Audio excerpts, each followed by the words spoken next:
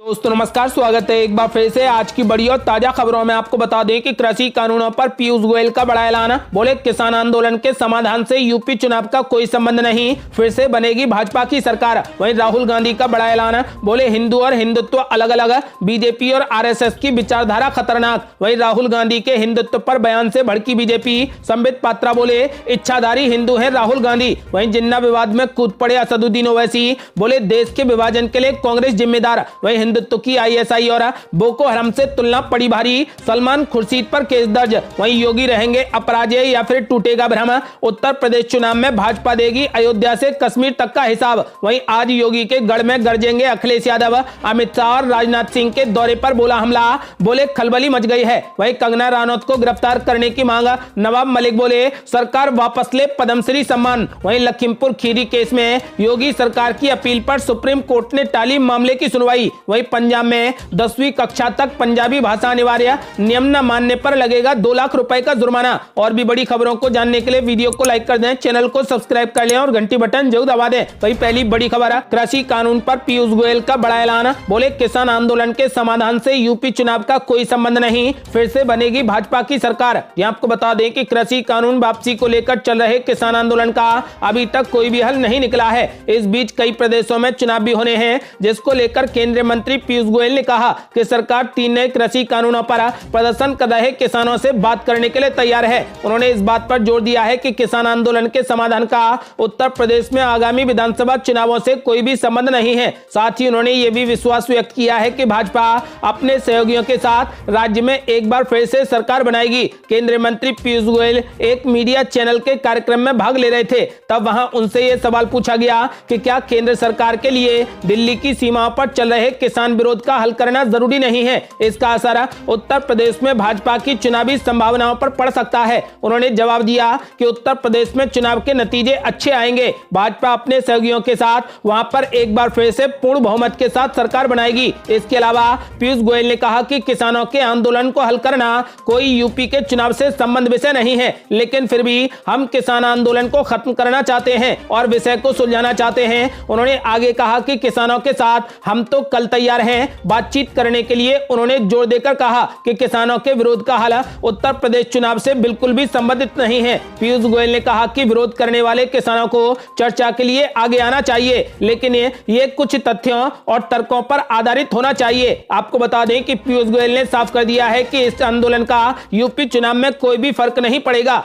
और ये बड़ी खबर, राहुल गांधी ने आरएसएस और बीजेपी पर बोला जोरदार हमला। कहा हिंदू और हिंदुत्व अलग अलग, बीजेपी और आरएसएस की विचारधारा खतरनाक। यह आपको बता दें कि कांग्रेस के पूर्व अध्यक्ष राहुल गांधी ने एक बार फिर से बीजेपी और आरएसएस पर जोरदार हमला बोला है। राहुल गांधी ने कहा कि हिंदू और हिंदुत्व दोनों अलग अलग हैं। उन्होंने कहा कि आरएसएस और बीजेपी की विचारधारा नफरत भरी है। राहुल गांधी ने वीडियो कॉन्फ्रेंसिंग के माध्यम से पार्टी के डिजिटल अभियान जग जागरण अभियान का शुभारंभ किया। कार्यक्रम के दौरान राहुल गांधी ने कहा कि आज हम माने या ना माने, आरएसएस और बीजेपी की नफरत भरी विचारधारा कांग्रेस पार्टी की प्रेममयी, स्नेही और राष्ट्रवादी विचारधारा पर भारी पड़ गई है, क्योंकि हमने इसे अपने लोगों के बीच में आक्रामक रूप से प्रचारित नहीं किया है। हमें इसे स्वीकार करना ही होगा, लेकिन हमारी विचारधारा जिंदा है और जीवंत है। आपको बता दें कि राहुल गांधी ने आरएसएस और बीजेपी पर तगड़ा हमला बोला है। उन्होंने साफ कर दिया है कि बीजेपी और आरएसएस की विचारधारा खतरनाक है।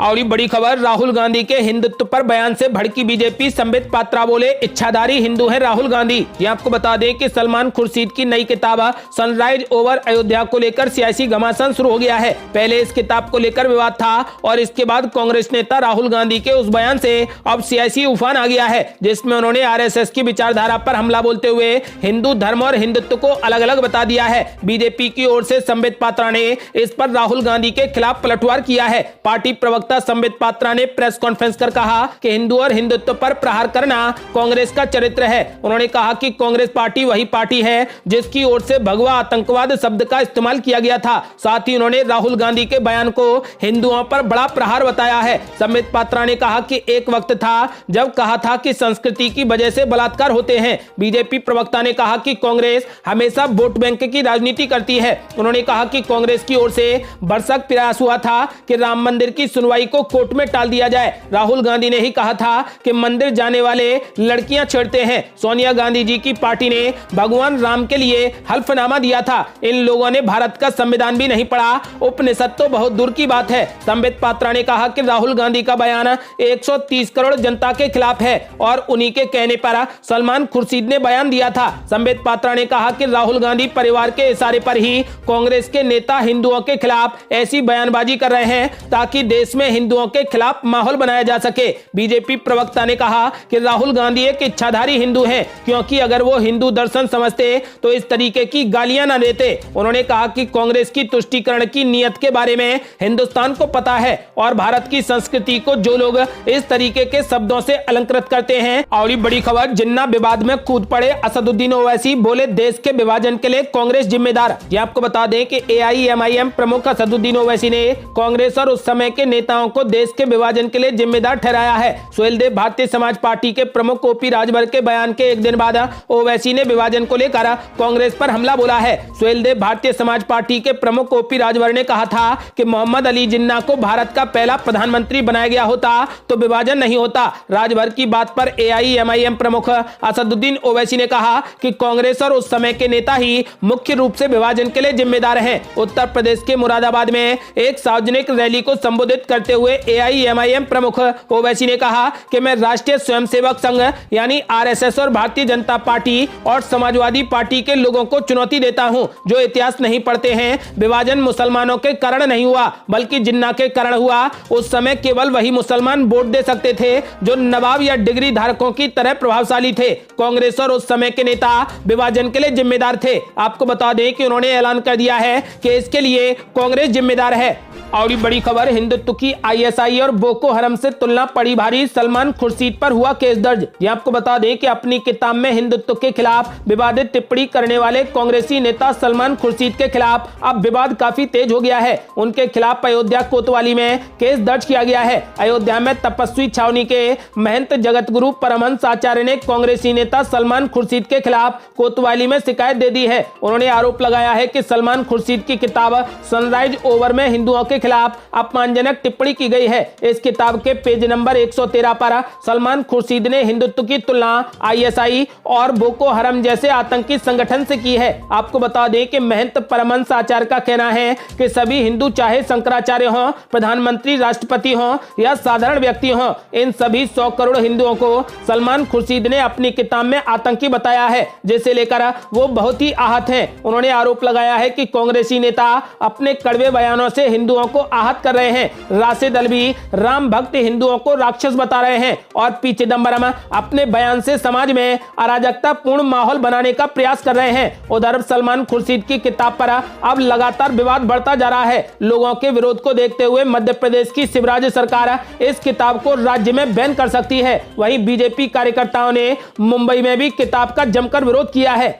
और बड़ी खबर, योगी रहेंगे अपराजय या टूटेगा भ्रम, उत्तर प्रदेश चुनाव में भाजपा देगी अयोध्या से कश्मीर तक का हिसाब। ये आपको बता दें कि उत्तर प्रदेश के विधानसभा चुनाव में भाजपा ने पूरी ताकत लगा दी है। पार्टी को उम्मीद है कि इस चुनाव में उसे न केवल स्थानीय मुद्दे बल्कि राष्ट्रीय मसलों पर भी लोगों का समर्थन मिलेगा। भाजपा को यकीन है कि मुख्यमंत्री योगी खुद को इस चुनाव में अपराजय साबित कर देंगे। उत्तर प्रदेश में भाजपा अयोध्या से लेकर कश्मीर तक का हिसाब रखेगी। इस कड़ी में तकरीबन सभी बड़े राष्ट्रीय मुद्दों पर भाजपा स्पष्ट तरीके से अपनी बात कहेगी। विपक्ष जिन राष्ट्रीय मुद्दों को उछालकर योगी और भाजपा का भ्रम तोड़ने का दावा कर रहे हैं, पार्टी ने इसका तोड़ भी निकाल लिया है। भाजपा नेता कोरोना संक्रमण, कश्मीर, किसान, राम मंदिर, महंगाई और बेरोजगारी जैसे मसलों पर मजबूती से अपना पक्ष रखेंगे। पार्टी ने इनमें से कई राष्ट्रीय मुद्दों को अपने पक्ष में करने की बात कही है। अब उसे यूपी चुनाव में जमकर भुनाया जाएगा। राजनीति के जानकार एवं JNU के पूर्व प्रोफेसर डॉक्टर आनंद कुमार ने कहा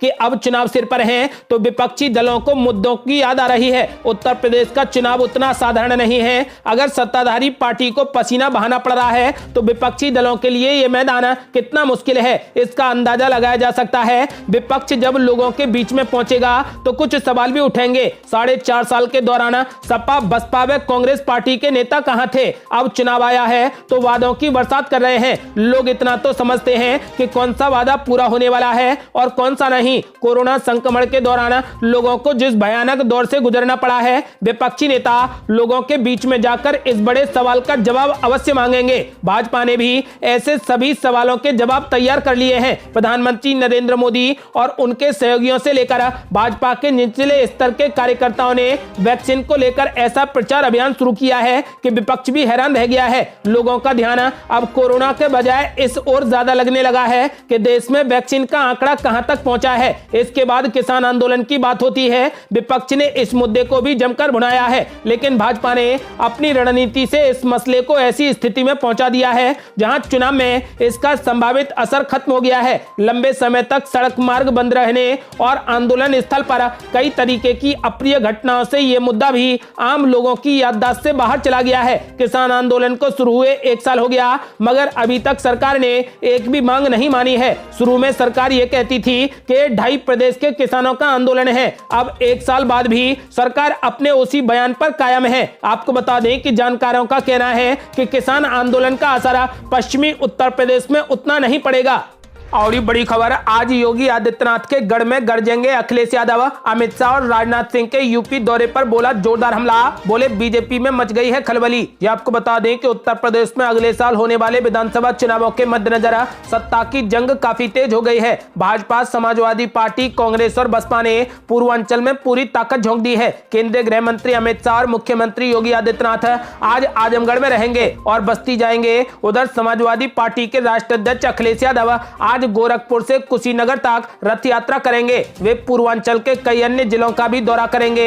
इस बीच अखिलेश यादव ने भाजपा पर हमला बोला है। उन्होंने कहा कि उत्तर प्रदेश में अपनी हार सामने देखकर भाजपा के शीर्ष नेतृत्व में खलबली मच गई है, इसलिए हर हफ्ते कोई न कोई दौरा चल रहा है। उत्तर प्रदेश में भाजपा की हार का डर जितना बढ़ेगा, उतने ही उत्तर प्रदेश में भाजपा के नेताओं के दौरे भी बढ़ेंगे। जाहिर है कि अखिलेश हाल ही में हुए पीएम मोदी के दौरे, शुक्रवार को 2 दिवसीय दौरे पर आए केंद्रीय गृह मंत्री अमित शाह और शुक्रवार को ही 3 दिवसीय दौरे पर लखनऊ आए राजनाथ सिंह के कार्यक्रम को लेकर बीजेपी को घेर रहे हैं। अखिलेश यादव ने पूर्वांचल में बीजेपी के घेराबंदी के लिए सुभाष पाके, ओम प्रकाश राजभर से हाथ मिला लिया है। वो लगातार यूपी के अन्य छोटे छोटे राजनीतिक दलों को जोड़ने की कोशिश कर रहे हैं। आपको बता दें कि इस बार अखिलेश यादव ने ऐलान कर दिया है कि इस बार उत्तर प्रदेश में सपा की सरकार बनेगी। इस बारे में आपका क्या ख्याल है? अपनी राय हमें वीडियो लाइक कर कमेंट बॉक्स में जरूर दें।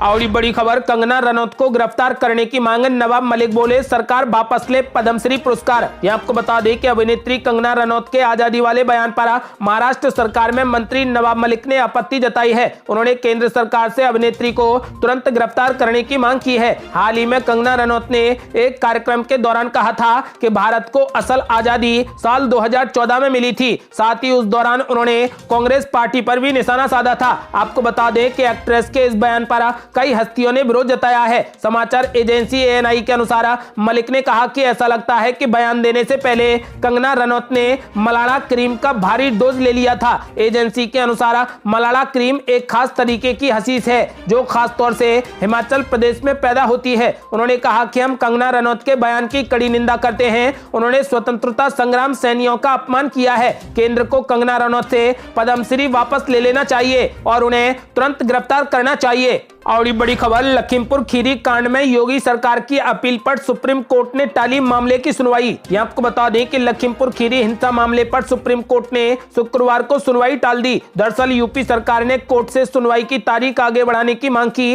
इस अपील को मानते हुए कोर्ट ने कहा कि वो इस मामले पर 15 नवंबर को सुनवाई करेगी। आपको बता दें कि लखीमपुर खीरी मामले पर chief justice NV Ramana, justice Suryakant और जस्टिस हेमा कोहली की बेंच सुनवाई कर रही है। इस मामले में यूपी सरकार की ओर से सीनियर एडवोकेट हरीश साल्वे पेश हुए। उन्होंने कोर्ट से दरख्वास्त की है कि कोर्ट उन्हें सोमवार तक का समय दे ताकि वो केस पर काम पूरा कर सकें। इसके बाद कोर्ट ने उनकी अपील को स्वीकार कर लिया है। आपको बता दें कि कोर्ट इस मामले पर अब 15 नवंबर को सुनवाई करेगा। और ये बड़ी खबर, पंजाब में 10वीं कक्षा तक पंजाबी भाषा की गई अनिवार्य, नियम न मानने पर लगेगा 2-2 लाख रुपए का जुर्माना। जी आपको बता दें कि पंजाब में कक्षा 1 से लेकर 10वीं तक के सभी छात्रों के लिए पंजाबी भाषा को अनिवार्य विषय बना दिया गया है। पंजाब के मुख्यमंत्री चरणजीत सिंह चन्नी ने कहा कि राज्य के सभी स्कूलों में पंजाबी भाषा की पढ़ाई होगी। उल्लंघन करने पर स्कूलों पर 2-2 लाख रुपए तक का जुर्माना लगाया जाएगा। मुख्यमंत्री ने कहा कि कार्यालयों में पंजाबी अनिवार्य है, साथ ही राज्य के सभी बोर्डों के ऊपर पंजाबी लिखा जाएगा। यदि कोई स्कूल अधिनियम के प्रावधानों या इसके तहत बनाए गए नियमों का पहली बार 1 महीने से अधिक समय तक उल्लंघन करता है तो संस्थान पर 50,000 रुपए का जुर्माना लगाया जाएगा। इसी तरह यदि वे 1 महीने से अधिक समय तक दूसरी बार उल्लंघन करते हैं तो स्कूलों पर 1 लाख रुपए का जुर्माना लगाया जाएगा। इसी तरीके से तीसरी बार 1 माह से अधिक समय तक अधिनियम का उल्लंघन करने पर स्कूलों पर 2-2 लाख रुपए का जुर्माना लगाया जाएगा। आपको बता दें कि अब पंजाब में पंजाबी स्कूलों में 1 से लेकर 10वीं कक्षा तक पंजाबी भाषा को अनिवार्य कर दिया गया है। और ये बड़ी खबर, 26 जनवरी के दिन लाल किले पर हुई हिंसा के लिए गिरफ्तार किसानों को 2-2 लाख रुपए देगी चन्नी सरकार। यहां आपको बता दें कि पंजाब की चन्नी सरकार ने फैसला किया है कि 26 जनवरी के दिन दिल्ली में ट्रैक्टर रैली के बाद पंजाब के जिन 83 लोगों को दिल्ली पुलिस ने गिरफ्तार किया है उनको 2-2 लाख रुपए का मुआवजा दिया जाएगा। मुख्यमंत्री चरणजीत सिंह चन्नी ने संदेश के जरिए ये जानकारी दी है। 26 जनवरी के दिन दिल्ली में किसान रैली के नाम पर कई लोगों ने जमकर तोड़फोड़ की थी और लाल किले में जिस जगह पर देश की शान तिरंगा झंडा फहराया जाता है उस जगह पर अपना झंडा लगा दिया था। आपको बता दें कि इस मामले में चन्नी सरकार ने बड़ा फैसला लिया है। पंजाब के जिन 83 लोगों को दिल्ली पुलिस ने गिरफ्तार किया है उनको पंजाब सरकार 2-2 लाख रुपए का मुआवजा देगी। ये थी अब तक की बेहद बड़ी खबरें। यदि आप भी चाहते हैं कि भारत जल्द से जल्द कोविड मुक्त हो जाए और किसानों को जल्द न्याय मिले तो इस वीडियो को लाइक कर अपनी राय हमें कमेंट बॉक्स में जरूर दें। यदि आपने अभी तक हमारे चैनल को सब्सक्राइब नहीं किया है तो कृपया चैनल को सब्सक्राइब कर घंटी बटन जरूर दबा दें। जल्दी मिलते हैं बड़ी अपडेट के साथ, तब तक के लिए जय हिंद, जय भारत।